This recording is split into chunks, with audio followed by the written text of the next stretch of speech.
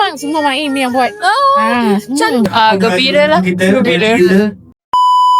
Betapa bahagianya hatiku saat ku duduk berdua denganmu. Berjalan. Saya memeluk Islam bulan 12 tahun lepas. Nak nikah. Maim yang buat. Semua Maim yang uruskan.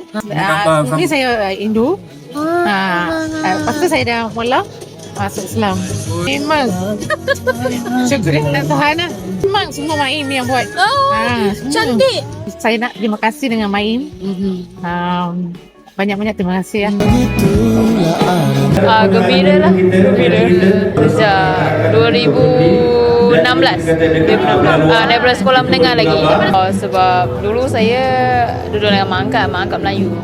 So lama-lama saya suka duduk dengan diorang pun, saya suka tengok cara diorang solat apa semua.